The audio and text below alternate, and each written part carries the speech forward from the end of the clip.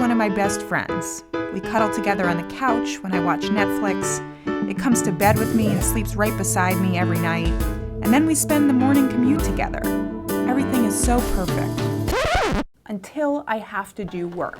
When it comes to getting stuff done, it is straight for the laptop. I'm just way more productive on here with a real keyboard and real multitasking features. But the tablets, they're not taking this lying down. The new trend in tablets is to make them more work-friendly with physical keyboards and better productivity software. The new Galaxy Tab even has a 12-inch screen to make it similar size to a laptop. But can any of these actually make working on a tablet an enjoyable experience?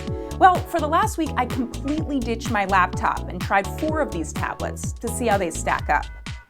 The first one, that brand new Samsung Galaxy Note Pro. The $750 tablet has a huge, high-resolution 12.2-inch screen, comes with a stylus, and you can buy a keyboard cover for $99. It runs Android, but Samsung has added a lot of its own features.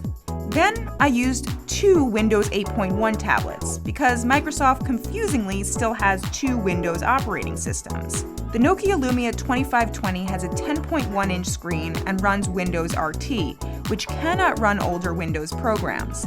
It costs $399, but the keyboard, which has a battery inside, costs $150 more.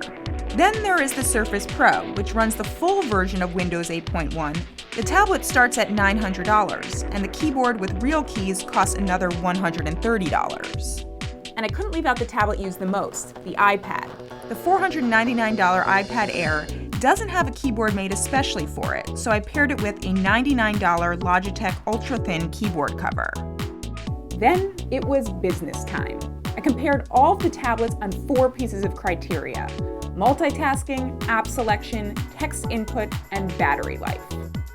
When it comes to working in multiple programs at once, in this case email, Twitter, and a browser, the Galaxy Note Pro actually has some good tricks.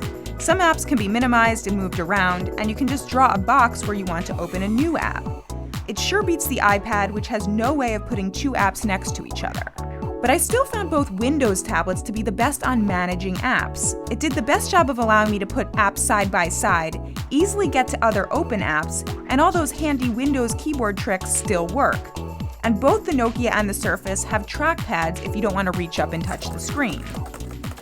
Typing time. It was a tie for the best keyboard. I was able to type 82 words per minute on the Samsung keyboard and on the Surface type cover. That said, I enjoyed typing more on the Surface keyboard. It's just made better and feels nicer. I typed 80 words per minute on the Nokia keyboard and then 72 on the iPad keyboard. Still, both are much faster than I can type on screen. I should also mention that there's a reason they call laptops laptops. None of these tablets like sitting on my lap. But even if you can multitask and type fast, it's not going to matter if you don't have the apps you need. If you just use a browser and email, then these are all pretty evenly matched. And each of them also comes with a suite of productivity software. Samsung even teamed up with a Korean company named Hancom to preload software that looks exactly like Microsoft Office. This looks pretty similar. Apple also includes iWork with any new iPad purchase. However, most businesses still use Windows programs, including Word, Excel, and PowerPoint. That's why the Surface Pro comes the closest to being a great laptop replacement. Well, until you realize that the battery life seriously takes a hit. The iPad, Galaxy Note Pro, and Nokia were able to stream video for over 8 hours, but the Surface could only keep up for 5.5 hours. Is it the weekend yet? As you might have expected, the Windows tablets were the best at doing work, though Samsung didn't do a bad job, especially with multitasking. That said, I still prefer my laptop. I'm just more efficient on it. And then the closer these things get at being good for work, the worse they are at doing tablet-y things. I want something that I can just keep on my lap and isn't cramped, and then something I can lean back with and read and watch a movie on. Which means I'm back to the beginning. I'm spending my days with my laptop and the nights with my iPad.